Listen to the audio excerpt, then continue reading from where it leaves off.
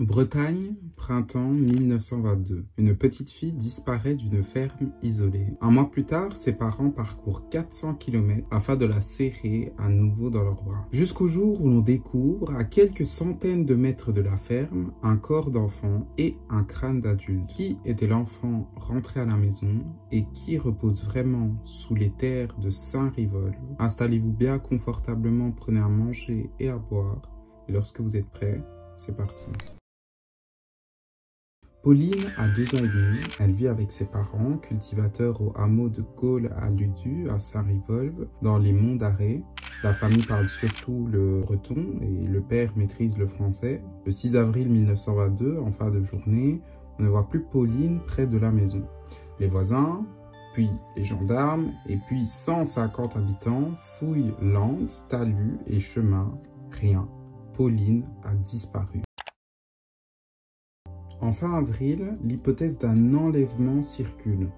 On évoque aussi un accident dans les Landes. En début mai, à Cherbourg, en Normandie, on signale une fillette blonde, muette et abandonnée.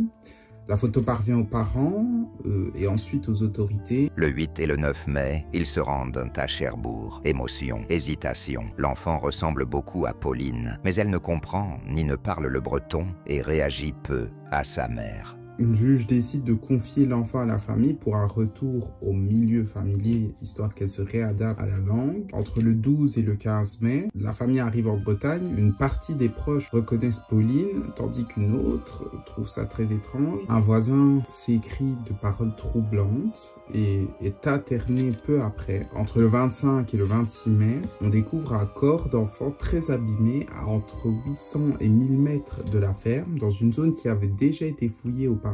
À côté se trouvent des vêtements identifiés comme ceux portés par Pauline le jour de sa disparition. Près du corps, on signale aussi un crâne d'adulte. C'est seulement en fin mai que l'autorité judiciaire conclut que le corps est celui de Pauline. La cause du décès évolue et passe d'un meurtre possible à une mort accidentelle. La fille que la famille a ramenée chez elle en pensant que c'était Pauline a été restituée à l'institution dans laquelle elle était. Elle décédera de la rougeole 2 ans plus tard, en 1924. Que sait-on exactement et qu'est-ce qui reste en débat? La presse mentionne des taches de sang, mais en 1922, aucune technique ne permet d'établir une correspondance scientifique avec les restes. Quant à l'état du corps, il est nu, très dégradé. Certains articles parlent de décapitation, d'autres évoquent des mains et des pieds manquants. Une autopsie est réalisée à Châteaulin. Elle constate des lésions, mais n'aboutit pas à une cause certaine. Enfin, un détail déroutant. Des journaux mentionnent la présence, à proximité, d'un crâne d'homme. Son identité reste inconnue et aucune corrélation médico-légale n'est établie avec le corps de l'enfant. Face à ces éléments, quelles hypothèses envisager? Première hypothèse, celle retenue officiellement en 1922, la mort accidentelle. Pauline se serait perdue dans la lande et aurait succombé au froid et aux intempéries. Les blessures proviendraient des animaux, mais plusieurs points pèsent contre ce scénario. La zone avait déjà été fouillée, les vêtements paraissent soigneusement disposés et la présence du crâne d'adulte n'est pas expliquée. La confiance dans cette version reste donc faible à moyenne.